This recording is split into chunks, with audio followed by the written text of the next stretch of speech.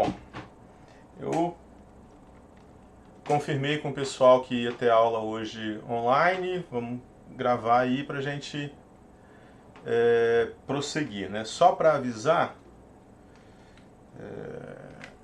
que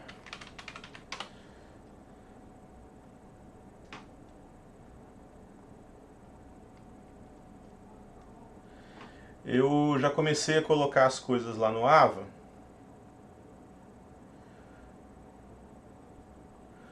O pessoal da graduação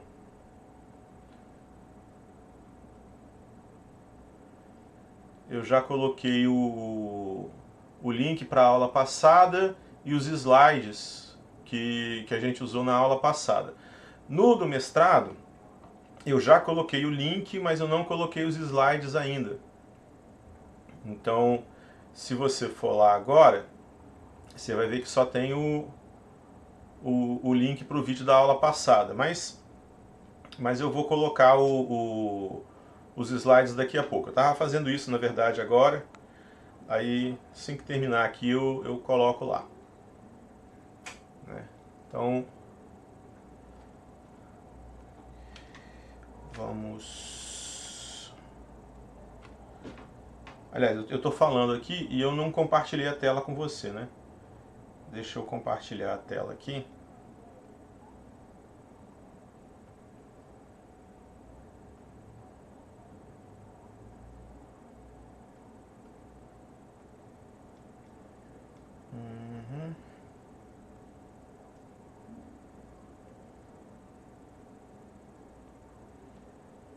Ok.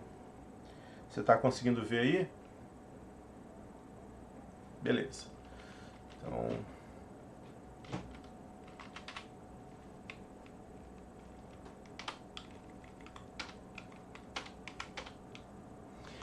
Então, na aula passada, a gente falou sobre...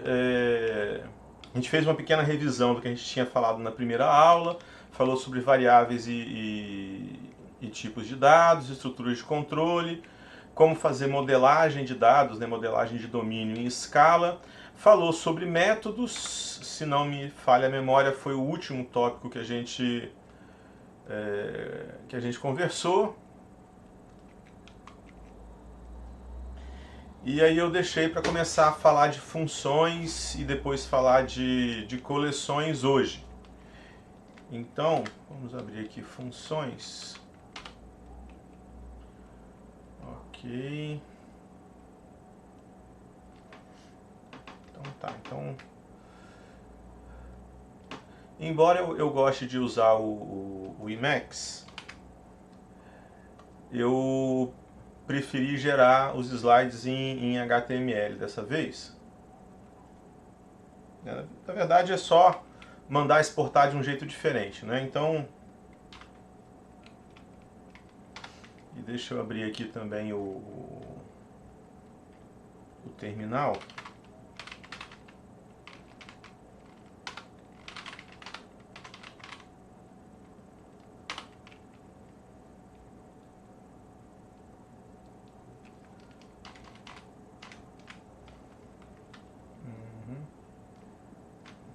Então vamos lá.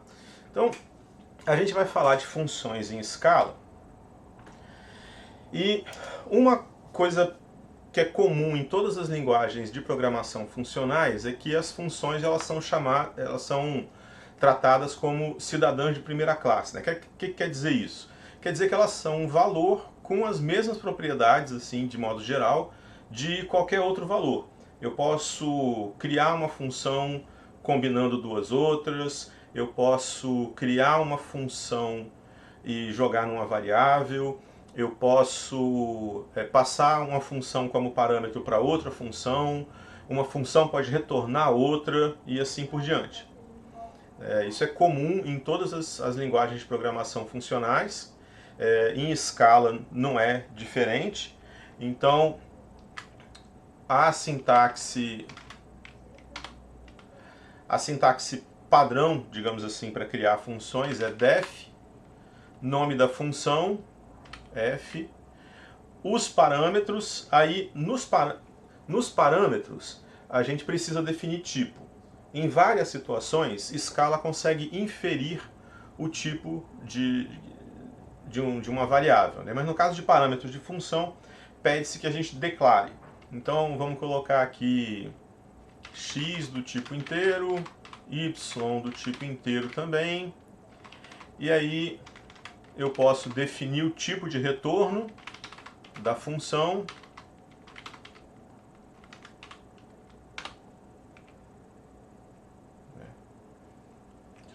Ou definir uma outra função chamada g, ou eu posso deixar que Scala infira o tipo da função. Então, inferiu como inteiro. Inferiu como inteiro porque em Scala, se eu divido um inteiro pelo outro, ele retorna o quociente, né? Ele retorna a divisão inteira. Se eu quiser que isso aqui seja um resultado em ponto flutuante, vamos supor uma função h, né? Eu tenho que converter pelo menos um desses dois caras para ponto flutuante. Então, y to double. E aí o resultado passa a ser double, porque quando ele divide dois números e pelo menos um deles é double, o resultado da operação é double. Na verdade, quando ele faz qualquer operação aritmética com dois números e pelo menos um deles é double, o resultado da operação é double. Por exemplo, se eu fizer 10 vezes 10, esse resultado é inteiro. Mas se eu colocar um D em algum desses dois aqui, aí eu estou dizendo que ele é double e o resultado é double também. Então, se pelo menos um dos valores envolver um double, ele faz um lift, né? Ele promove a expressão toda, o resultado todo para double. Então, a forma padrão de definir função é essa. Eu coloco def, o nome da função, os parâmetros, igual, e aí a definição da função. Se for uma expressão só, eu posso definir logo aqui na frente, né? Ou eu posso, usando aquela sintaxe, aquele mecanismo de identar as expressões, definir várias aqui. Então, define z, que é x dividido por y to double.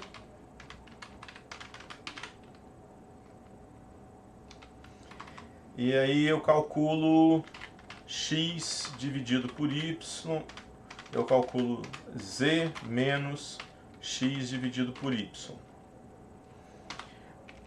Como essa é a última expressão do corpo da função, quando eu mandar... Opa! Faltou eu escrever double direito, né? Double. Então, como z menos x dividido por y é a última expressão no corpo da função, quando eu mandar avaliar essa função h, sei lá, 5 e 7, é ela que vai ser, o resultado de h vai ser essa última expressão.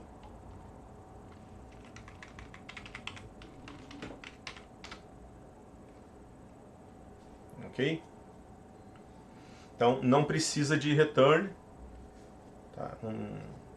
A última coisa no corpo da função é o que ela retorna. Beleza. Então,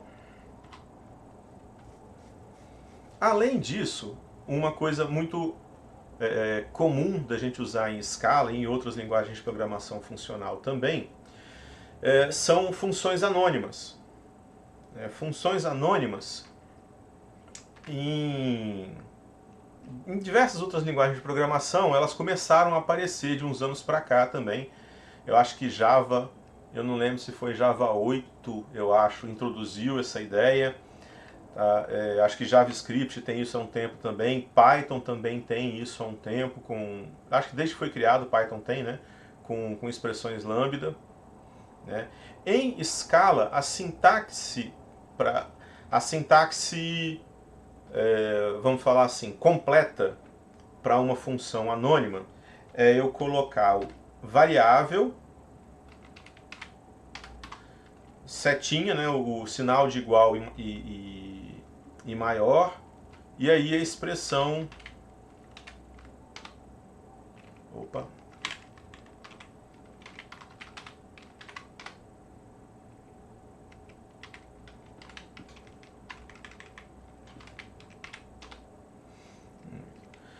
Então, parâmetro, setinha e expressão. E aí ele retorna uma função. Essa função eu posso armazenar ela numa variável qualquer.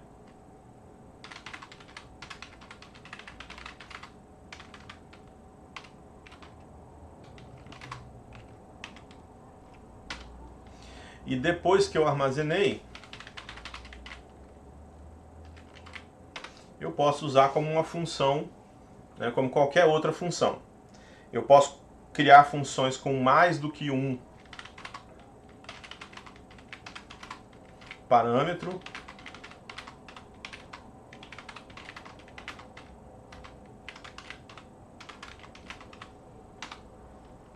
E aí eu posso usar depois, normalmente, como qualquer outra função. Né? Então, criar funções anônimas não é complicado. Basta eu colocar uma lista de parâmetros, a setinha e a expressão. Essa expressão ela pode ser de múltiplas linhas também.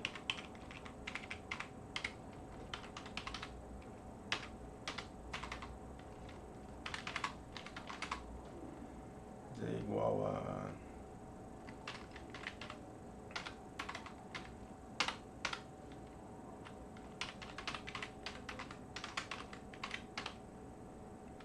Tá? Funciona do mesmo jeito que as outras funções. E, às vezes, quando a gente está lidando com funções de alta ordem, que a gente vai falar de modo um pouco mais detalhado quando estiver falando de coleções, né? Às vezes a gente precisa criar uma função relativamente pequena e existe uma sintaxe em escala para facilitar essa criação de funções pequenininhas. Tá? A gente usa o underscore para representar os parâmetros e aí a gente não precisa declarar os parâmetros. A gente pode fazer alguma coisa tipo... não sei se está muito visível aí, mas é colchete, underscore, mais, underscore e colchete.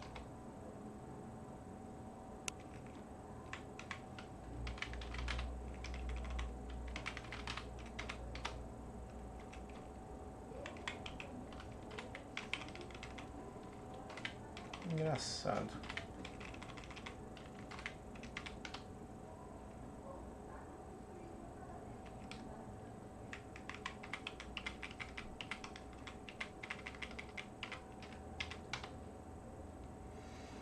Engraçado. Em escala 2, isso aqui era uma expressão válida, eu tenho certeza, porque eu tenho código com isso. Mas em escala 3, ele não está aceitando sem eu definir o tipo dos parâmetros. Provavelmente mudou alguma coisa na linguagem. Né?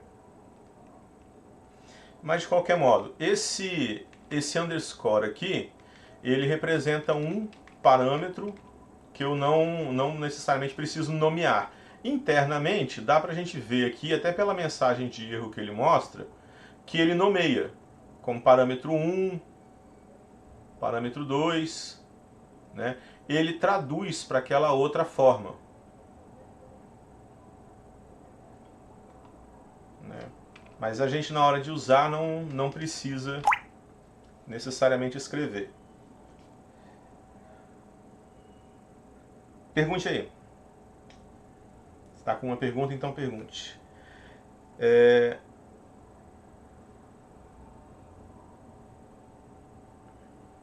Ok. Por que você declararia uma função anônima e atribuiria a variável ao invés de declarar com o def? Se você for fazer direto, que nem eu fiz aqui, realmente não tem vantagem nenhuma.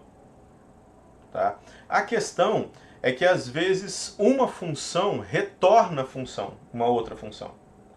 E aí você quer pegar esse retorno e dar um nome para ele.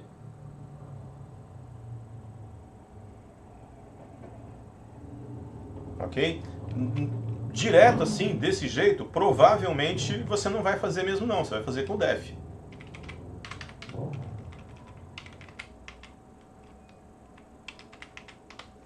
Até porque você até escreve menos, né?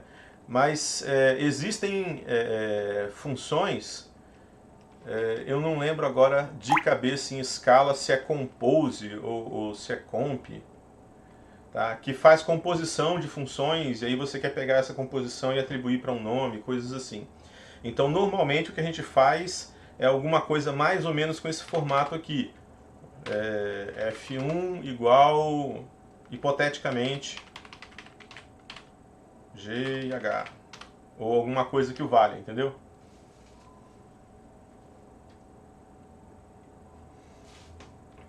Tá, nesse caso aqui ele deu erro porque não é compose mesmo, é outra coisa, mas a ideia é essencialmente aquela.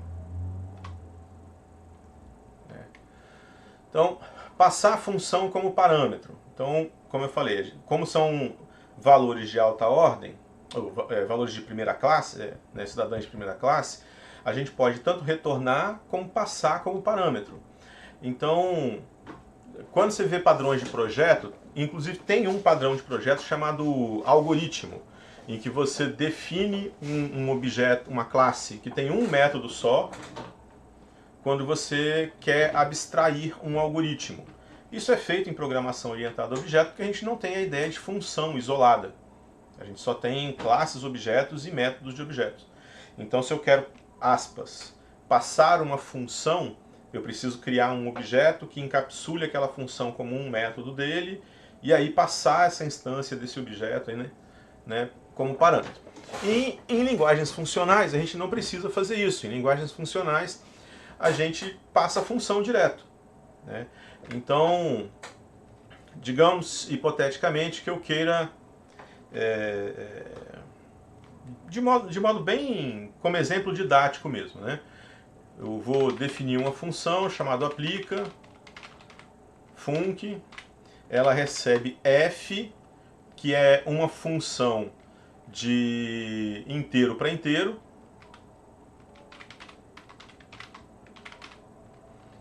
tá? E ela recebe um valor x que é inteiro. E aí ela retorna f de x, por exemplo. Tá? Essa sintaxe aqui, tipo, setinha, outro tipo, essa sintaxe toda aqui, ela define o tipo da função. Valores de entrada, no caso aqui é um valor de entrada só, é um inteiro, e valor de saída, e no caso aqui é só um valor de saída. Mas eu poderia definir, sei lá, quaisquer tipos que fizessem sentido para mim aqui. Eu poderia definir uma função que fosse string, inteiro, inteiro, e retornasse, sei lá, float. Ou retornasse booleano e float, né? Seria um tipo válido. Mas no nosso exemplo aqui, eu quis começar com algo mais simples. Então eu poderia fazer aplica função, aplica func, de uma função anônima aqui, sei lá, x int retorna x mais 3, e aí passar no lugar do parâmetro x aqui, sei lá, 0. E aí ela retorna 3, porque ela aplicou essa função aqui em cima desse valor, né, quando eu faço f de x. Tá? Ou eu posso definir aquela função compose. Aí aqui a gente vai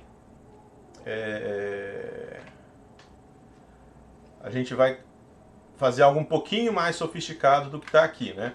O que eu quero, de modo geral, né? Eu quero fazer assim, def compose, eu quero fazer, compõe f e h, que me retornam a função que é fg, né, desculpa,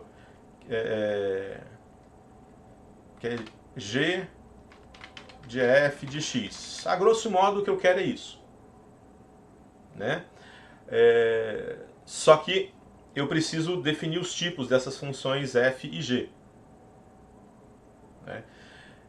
E bom, primeiro vamos fazer um exemplo simples e depois a gente sofistica ele um pouco. Acho que vai funcionar melhor assim. Então f é uma função de inteiro para inteiro, nesse primeiro exemplo, e g, de modo semelhante, também é uma função de inteiro para inteiro. A nossa função compose, então, vai retornar uma função de inteiro para inteiro. E a função que ela vai retornar é uma função que recebe x, que é inteiro, e retorna g de f de x. Tudo bem? Então a gente vai receber aqui uma função de inteiro para inteiro, f, outra função de inteiro para inteiro, g. A função compose vai pegar essas duas e vai retornar uma terceira função de inteiro para inteiro. Essa terceira função eu estou definindo aqui. Uma função que recebe x e retorna g de f de x.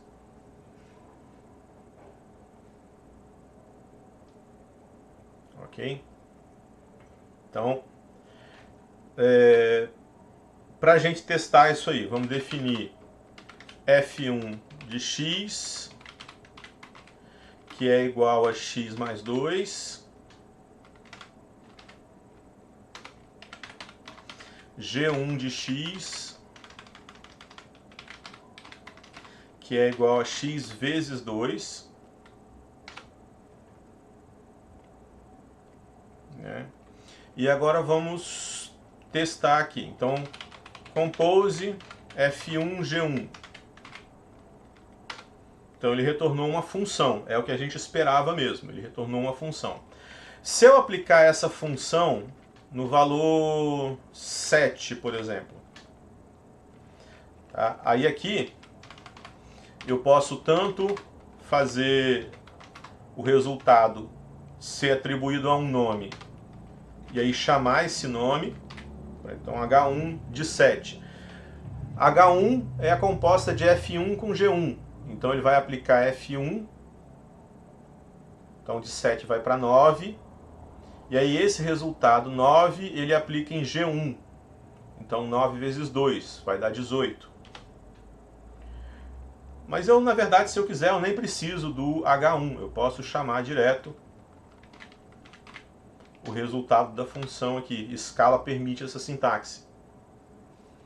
Então aqui eu estou calculando alguma coisa, isso me retorna uma função e essa função em seguida é aplicada no parâmetro aqui. O John entrou na sala. O John, eu estou com algum problema aqui no meu setup, eu acredito, que essa tab do Meet ela fica apitando o tempo todo. Então eu coloquei ela muda. Se você quiser se manifestar, você se manifeste pelo chat, por favor. Ok? Beleza. Então tá. Então se a gente fizer a composta de F1 com G1 e aplicar ela em 7, dá 18. Se a gente aplicar ela em 5, vai dar 14 e assim por diante, né? E eu posso fazer a composta de G1 com F1. Aí eu vou aplicar G1 primeiro. Então eu vou transformar 5 em 10 e depois somar 2. Mesma coisa se eu fizer aqui 7. Então, 7 vezes 2, 14, mais 2, 16. Ok? Então, a gente não só está passando funções como argumento, mas está recebendo uma função como resultado. Né? Que foi o que a gente fez aqui, né? Está recebendo a função como resultado. Tá? Mas essa função compose, ela é muito restrita, ela é muito limitada, porque ela só aceita função de inteiro para inteiro. Né? E se eu quiser uma função que recebe uma string, retorna um inteiro, depois pega esse inteiro e retorna um booleano? O princípio de composição é o mesmo. Só que ele não vai deixar, porque não vai ter os tipos apropriados. Né? Então, se eu tentar aqui fazer uma função que recebe x do tipo string e retorna o comprimento da string,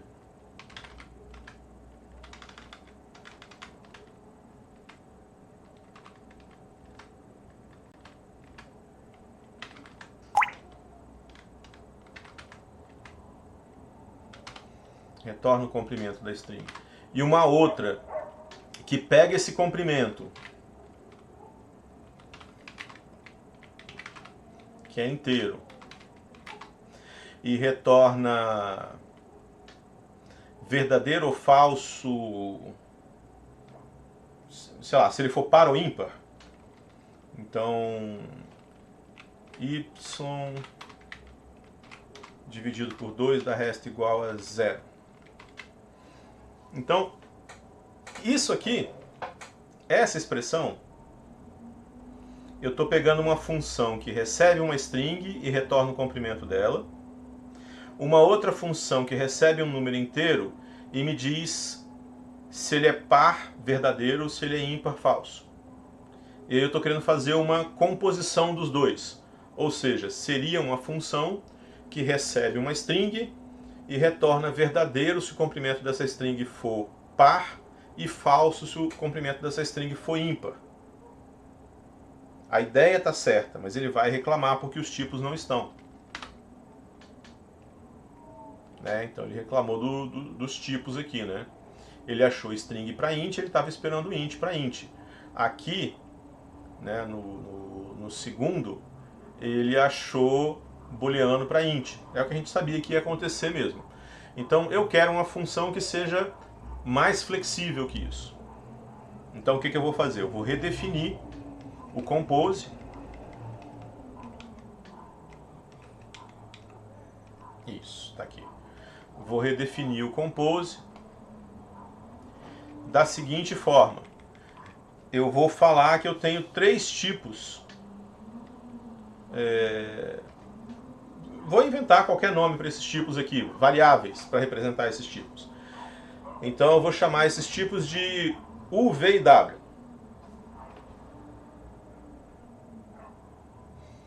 Né? Então eu vou falar que a função compose é definida supondo que existem tipos U, V e W.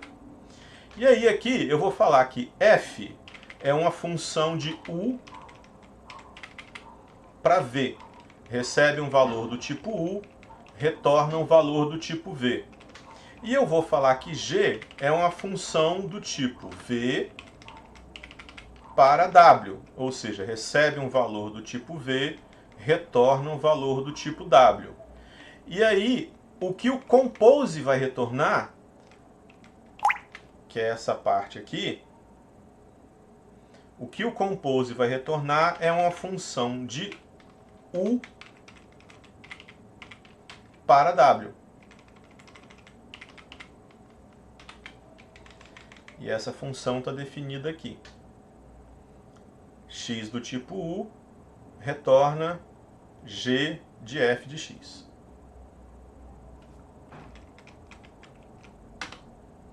Ele aceitou, sem reclamar, e agora, aquela funçãozinha que a gente criou aqui... Opa, o que ele reclamou aqui?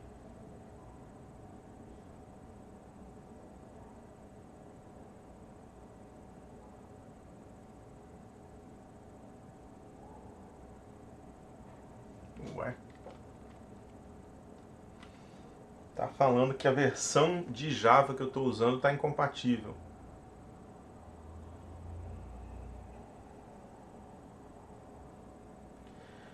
Porque ele está falando Java 8, eu estou com Java 19 instalado, eu acho. Talvez tenha a ver com isso, mas vamos tentar outra coisa aqui.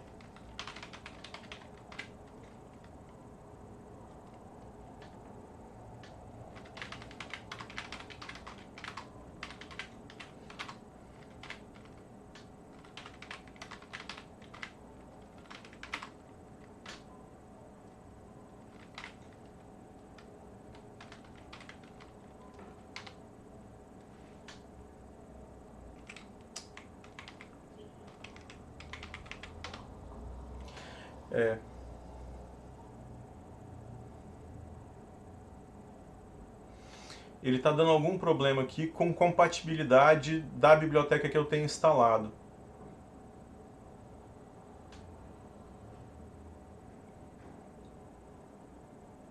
Isso quebra completamente o fluxo da aula, né? Bom, pessoal, eu vou ter que pedir desculpas para vocês, eu não vou tentar resolver isso agora, porque eu vou ter que sair procurando qual é a biblioteca que está instalada errada aqui, para poder resolver esse problema. Eu só vou deixar para fazer isso só mais tarde. Mas, enfim, a ideia é essa aqui. Né? A gente pode definir variáveis para representar tipos e aí definir os nossos parâmetros e os tipos de retorno usando essas variáveis, e depois o compilador, ele supostamente, pelo menos, né, ele checa se essas definições elas estão compatíveis umas com as outras. Né? Eu vou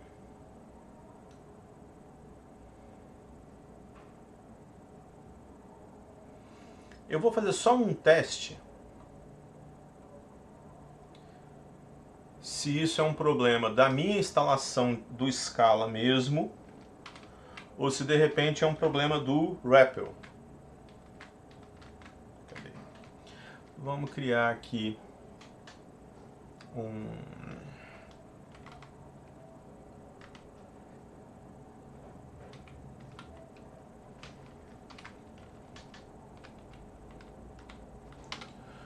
Tá.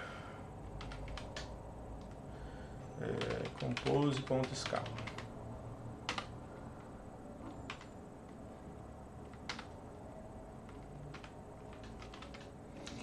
Define aqui. Define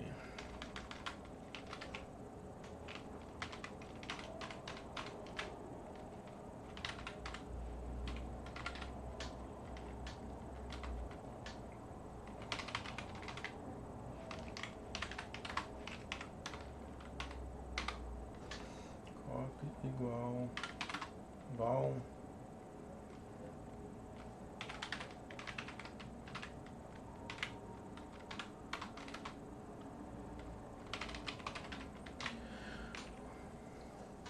recebe string e retorna o comprimento.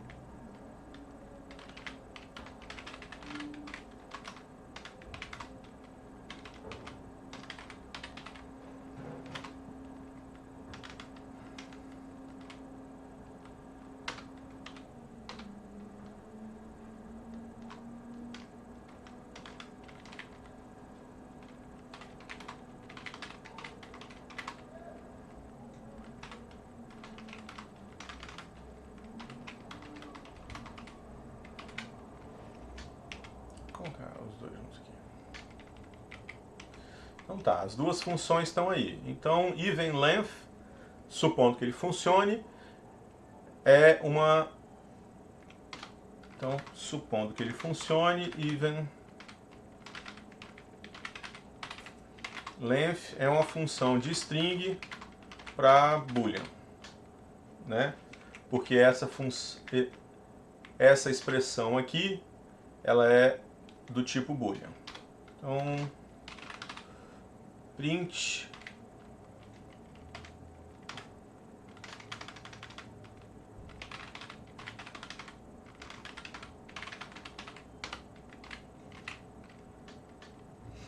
abacate, que tem uma quantidade, um comprimento ímpar, e portanto ele deveria deveria imprimir falso. Ok.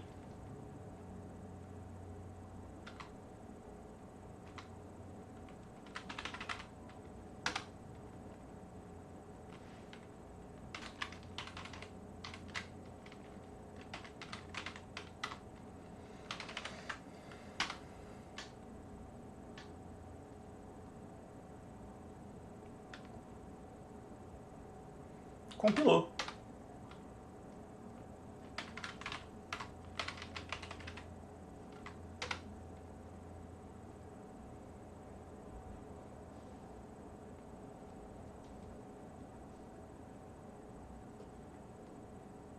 Mas não executou.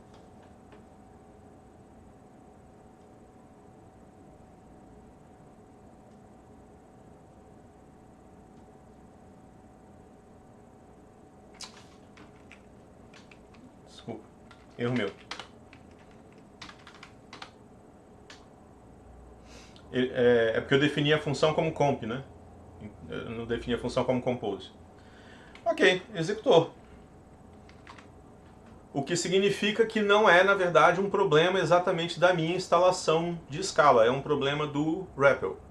Por alguma razão, o REPL não gostou de eu definir isso. Esse exato código aqui, ele não gostou de eu definir ele no REPL. Sei lá por quê.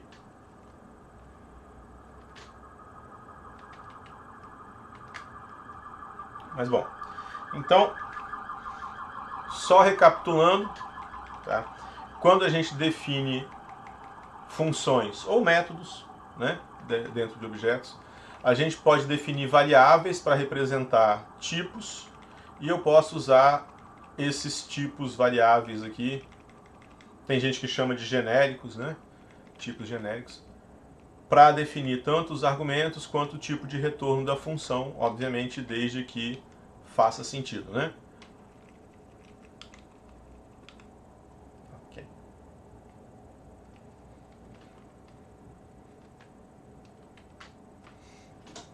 Ok, então, continuando. Funções que retornam funções, a gente acabou de fazer dois exemplos que trabalham com isso. Né? Funções de ordem superior são funções que recebem funções como parâmetros. Então a função compose, por exemplo, ela é uma função de ordem superior, ou função de alta ordem. Né? É muito comum a gente usar funções de alta ordem quando a gente está trabalhando com linguagens funcionais. Tá? Principalmente quando a gente está trabalhando com coleções de valores.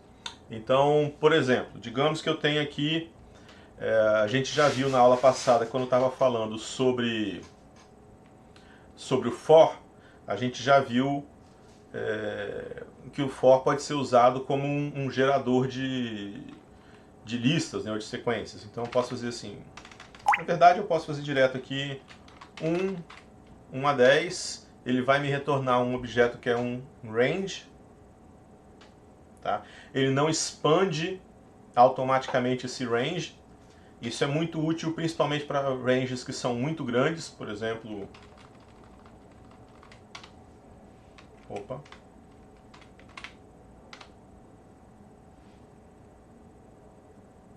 Ah, ele só aceita int. Ok.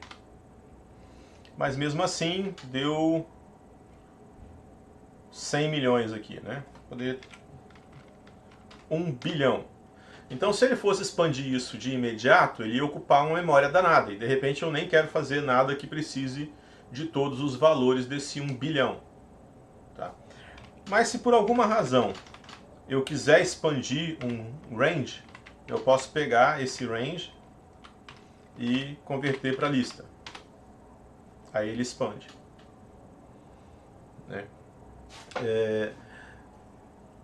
Vários tipos de dados em escala têm esses métodos chamados to alguma coisa. Então, por exemplo, quase todos os tipos numéricos têm um método chamado to outro tipo numérico. Então, por exemplo, todos os outros, na verdade, né? Então, sei lá, x igual a 10. Se eu pegar x aqui, ele tem toChar, toBinary string, toByte, toChar, toDouble, toFloat, toInt, toLong, toShort, toString, octal string, hexadecimal string. Então dá para converter numa boa. Se alguma coisa for uma lista, por exemplo, ou um range, como era o caso daquele lá em cima, então ele consegue converter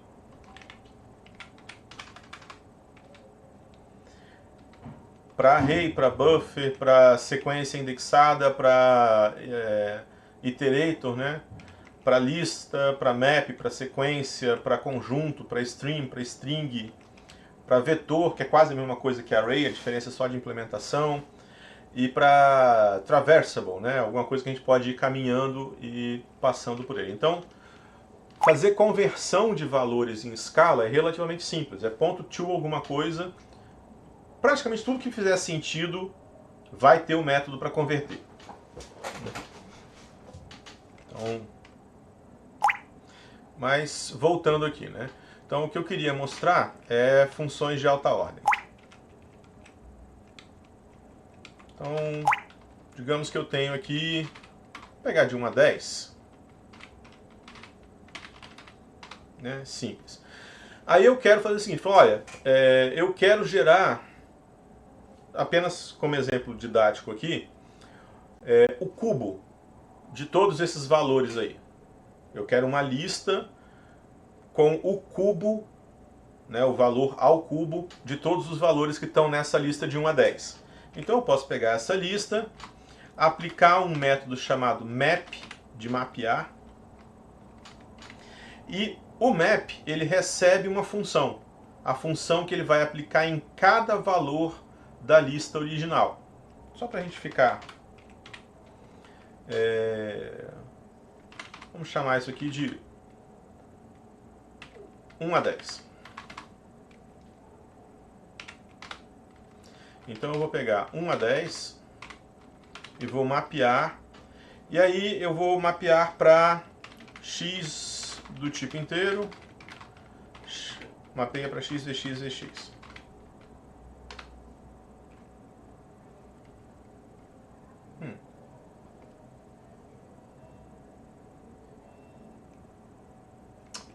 É porque eu coloquei um asterisco demais aqui. E de novo ele está com esse negócio.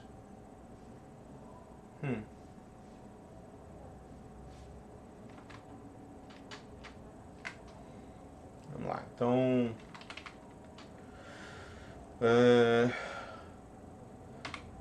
funções de alta ordem. FAO. Ponto escala.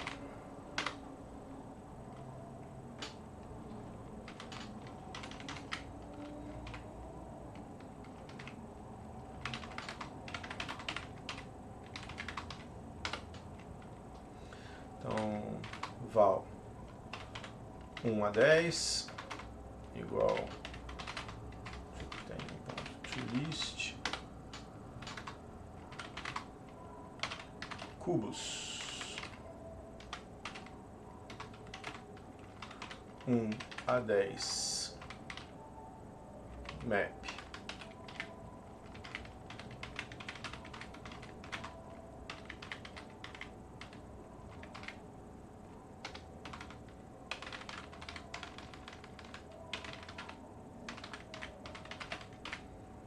e imprime aí cubos.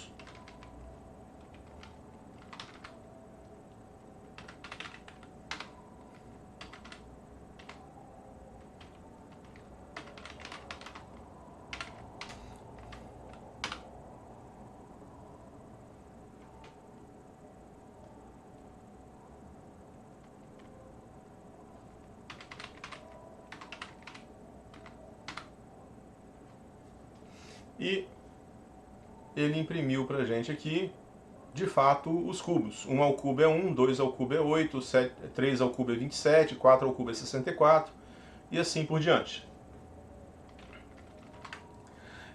Alternativamente, vamos fazer o seguinte.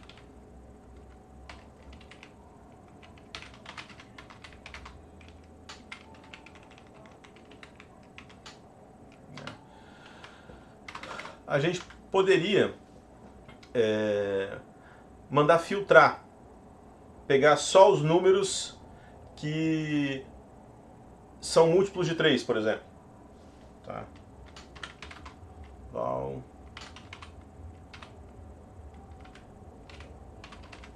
múltiplos 3.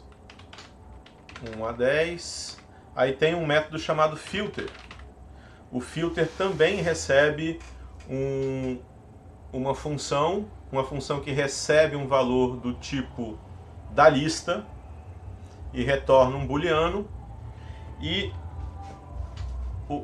o que a função filter faz é criar uma nova lista só com quem passou nesse teste. Então vamos fazer aqui, x é inteiro. Se x dividido por 3 for igual a 0, então eu quero manter ele, que é um múltiplo de 3. Senão eu descarto.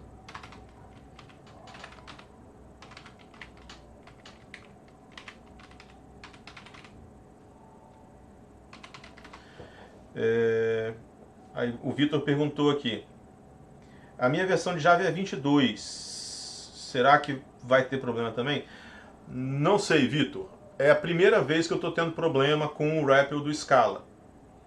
Mas eu também estou usando um sistema operacional novo.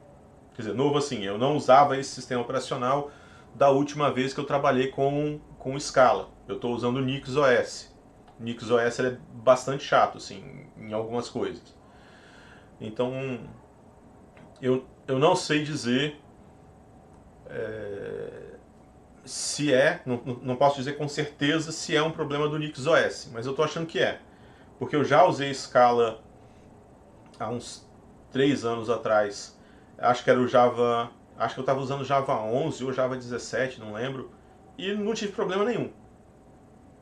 Então, eu estou começando a achar que é por causa do Nix ao invés de ser por causa de qualquer outra coisa.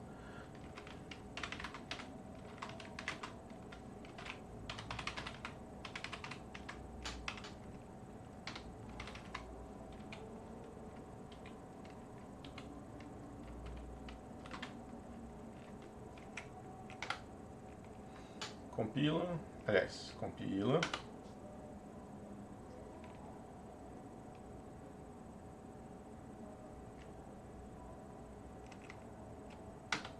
Executa.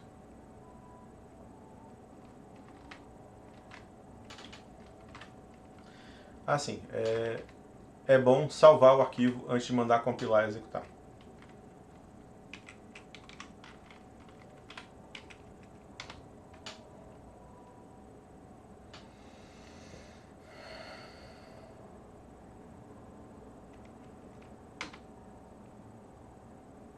Ok, então os cubos estão aí e os múltiplos de 3 estão aí. Beleza? Então, quando a gente fala de funções de alta ordem são funções que recebem outras funções como argumento. E aí tem um monte delas definidas, pré-definidas em escala. Né? O map e o filter são algumas. Ao longo do semestre, à medida que eu for mostrando exemplos de código, eu provavelmente vou citar outras.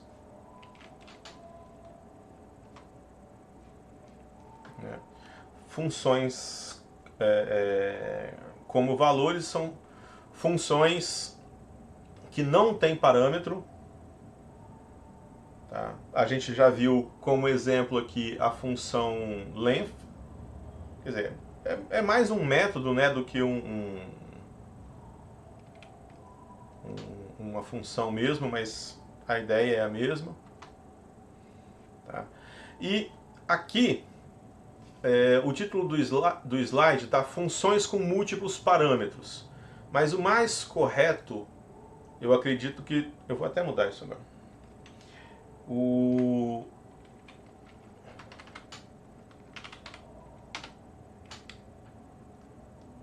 Funções com múltiplas listas de parâmetros.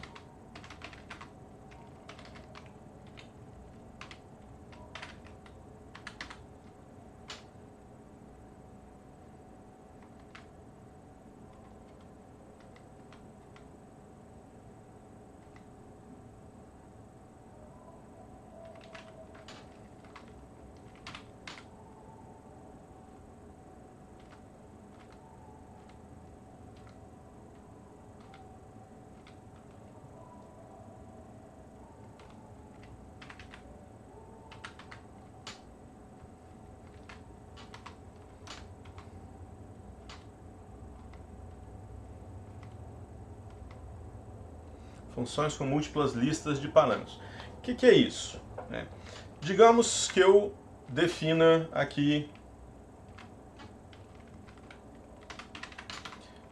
Define função 1 com parâmetro x do tipo inteiro, y do tipo inteiro, que retorna inteiro, que é x mais y.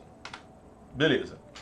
Aí eu falo assim, eu vou aplicar F1 em 3. Ele vai dar erro. Eu vou falar assim, tá faltando argumento aqui. Tá faltando argumento aqui. Você falou que a função tinha 2 e passou um só. Ok, é o normal, é o que a gente espera. Mas existem situações em que tem um parâmetro que ele vai se manter constante durante muito tempo. Tá? Em vários usos daquela função, você vai usar ela com um mesmo parâmetro. E aí você queria uma forma especializada de ter aquela função. Bom, um jeito seria definir uma outra função, sei lá, alguma coisa assim. Def f2 de y, que é f1 de 3y. É um jeito de fazer. Então agora você tem uma função especializada que sempre soma o troço com 3. Tá? Mas existe uma outra forma de você fazer isso quando você já antevê que aquela função pode precisar passar por aplicações parciais, ou seja, chamar ela com parte dos argumentos e gerar uma outra função que espera o resto dos argumentos. Então tem um jeito mais fácil de fazer isso. A gente passa múltiplas listas de argumentos. Então seria alguma coisa assim, def g1, ao invés de passar x e y na mesma lista, coloca x e coloca y, e aí fala que o resultado é x mais y. Eu posso usar G1 passando 3 e 4, por exemplo, cada um com seus parênteses, né? E ele me dá o resultado todo. Ou eu posso passar só a primeira lista de argumentos, por exemplo, e aí o resultado disso vai ser uma função que espera um outro argumento. Deveria ser, ele está dando erro de novo, essa bagaça. Mas enfim.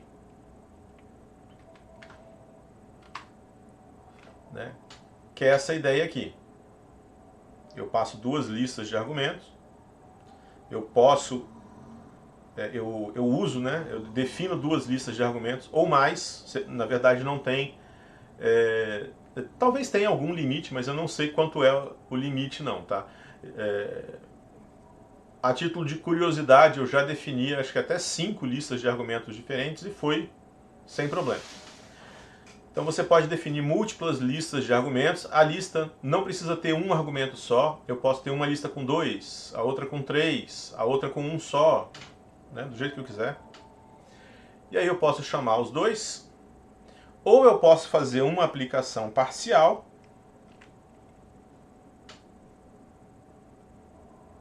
Tipo assim.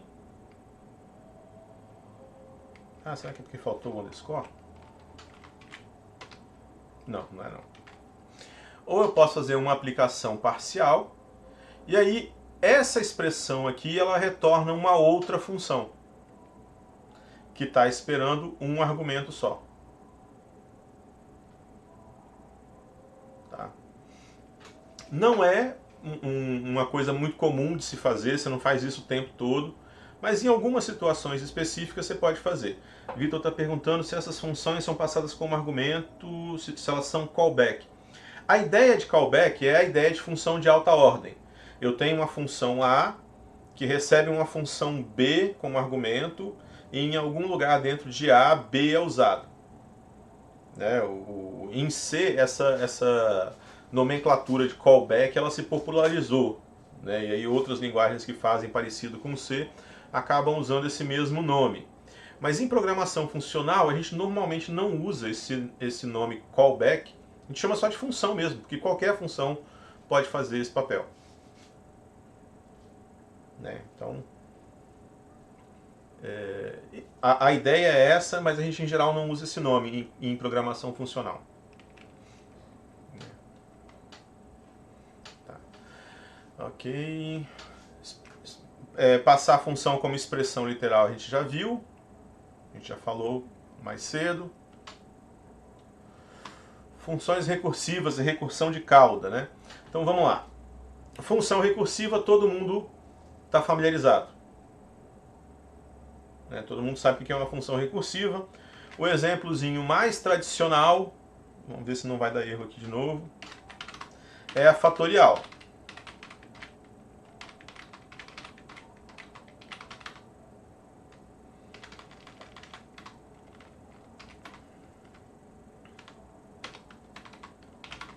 Se n menor do que 2, then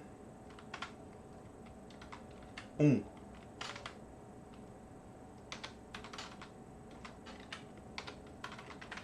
Se não,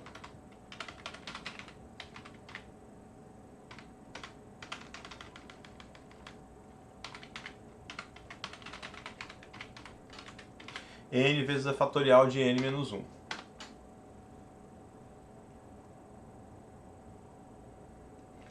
Ah, ok. Quando é recursivo eu preciso dizer o tipo.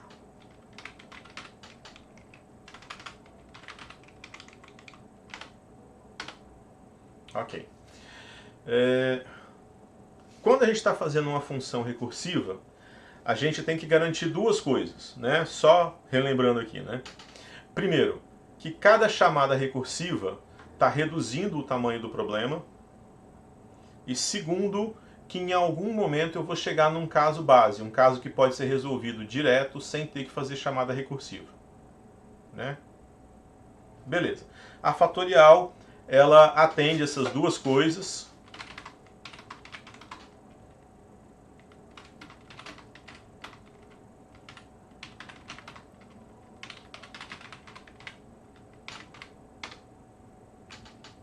Mas tá difícil usar esse REPL aqui, viu?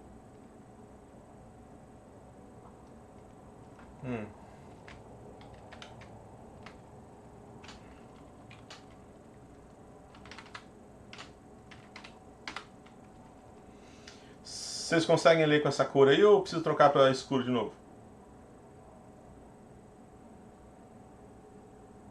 Tá, beleza. Então,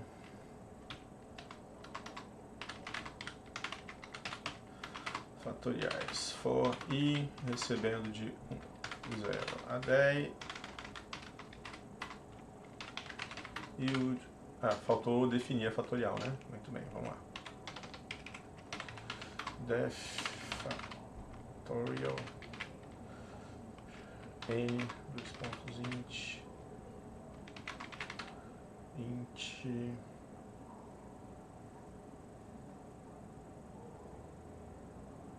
eu vou deixar int por enquanto. If n menor do que 2, then 1 else n vezes fatorial n menos 1. Beleza.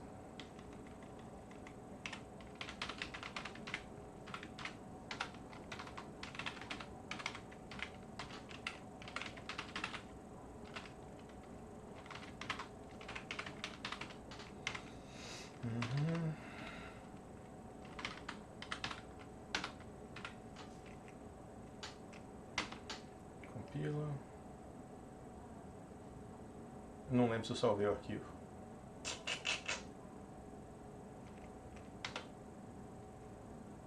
Salvei, muito bem. Então temos aí a fatorial. Beleza, tudo muito bem, tudo muito bom, né? Só que numa função recursiva normal, cada vez que eu faço essa chamada aqui, eu deixo um endereço de retorno na pilha. Daí eu faço a outra chamada recursiva, deixo outro endereço de retorno na pilha. E depois eu deixo outro, e deixo outro, e deixo outro, e deixo outro, e deixo outro. Se você vai fazer, sei lá, 10 chamadas, 15 chamadas, 20 chamadas, isso não é muito problemático. Mas a hora que você começa a fazer 1000 chamadas, 4000 chamadas, 5000 chamadas, 10.000 chamadas recursivas, aí isso é um problema. Aí vai dar Stack Overflow. Né? E com recursão normal, não tem jeito. Vai dar Stack Overflow mesmo e acabou. Tá? Mas existe um jeito da gente tentar mudar a forma de construir a função, mesmo usando recursão, que evita o Stack Overflow. A gente chama essa forma de construir as funções de recursão de cauda.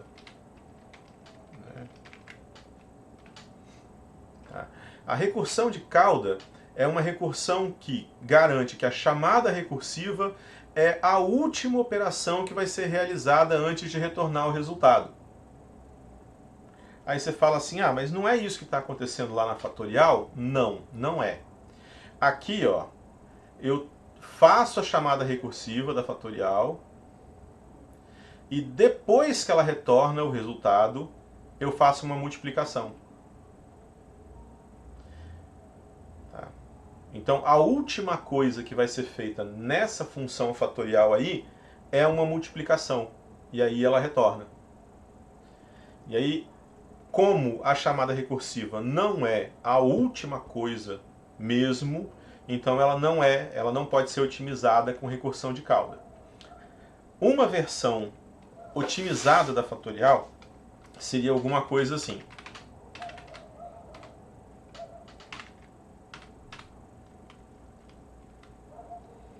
Fact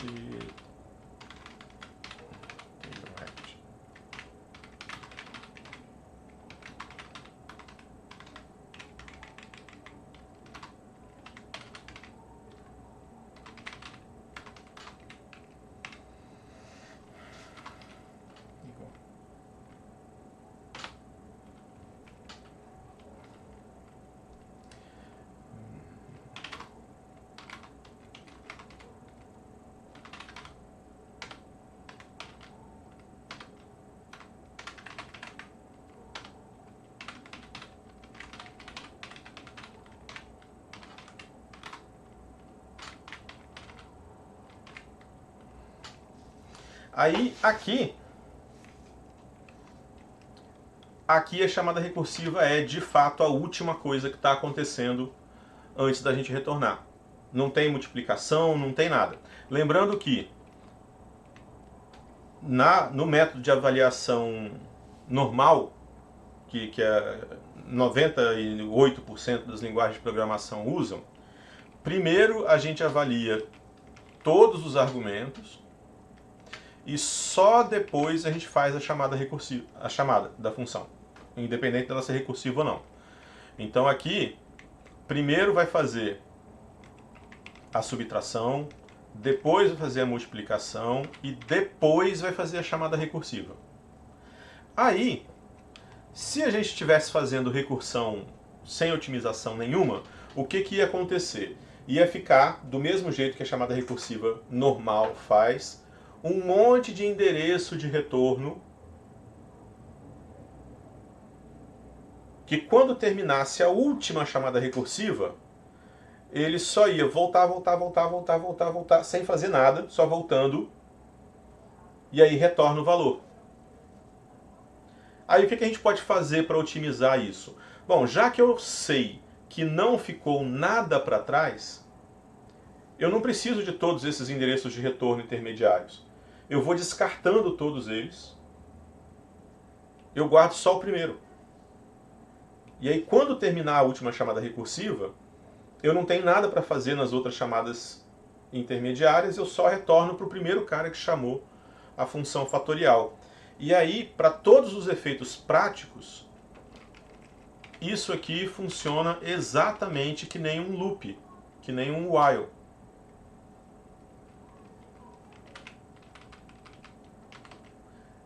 E é garantido que isso aqui nunca vai dar Stack Overflow. Você não precisa dessa anotação tail rack para que o Scala para que a linguagem Scala faça a otimização de cauda. Se o compilador Scala identificar, ele analisa o código, né? Se ele identificar que a sua recursão é de cauda, ele vai otimizar. Para que serve essa anotação aqui então? Essa anotação aqui serve para você avisar para o compilador que você acha que essa função é recursão de cauda. E aí, se o compilador, na hora que ele analisar o código, ele identificar que não é recursão de cauda, ele vai te avisar. Ele vai falar assim, cara, aquele troço que você estava achando que era recursão de cauda não é não, hein? Dá uma olhada lá. Então isso aqui é para te avisar se o que você acha que é mesmo ou não. Ele não precisa disso para fazer a otimização. Beleza? Aí vamos fazer aqui mesma coisa, só que com otimização de cauda facttails.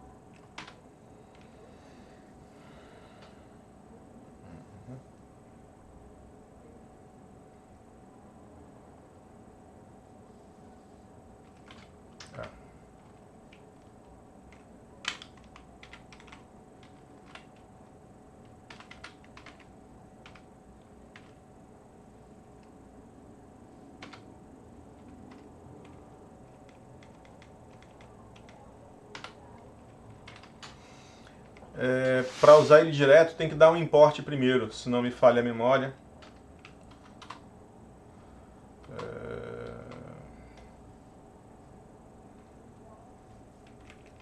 Ou então tem que colocar o nome todo.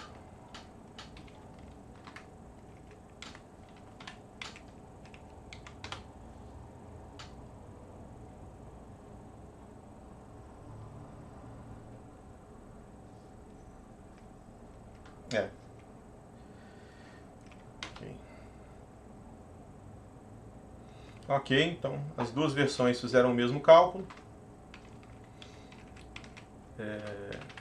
É normal dar um import nesse pacote aqui e usar só tailhack direto, mas se você esquecer, é só colocar scala.annotation.tailhack. É uma anotação em Scala, então scala.annotation está bem fácil de lembrar.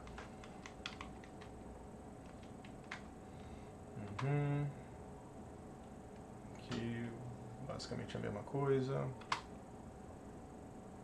Bom, então, recursão de cauda é mais eficiente, porque não dá Stack Overflow. Se você colocar o tailhack, o compilador, ele vai te avisar, caso não seja. Se for, ele só compila, normal. Tá? E ela é elegante, porque ela permite que você substitua um loop que tem programação imperativa por uma estrutura completamente funcional. A gente vai falar um pouco mais disso mais adiante. Ok. Então, pessoal, eu vou propor para vocês aqui um intervalozinho, não sei, 10 minutos, porque eu preciso tomar remédio. Eu estou me preparando para fazer um exame amanhã. Então, 10 minutos e a gente volta, pode ser? Beleza.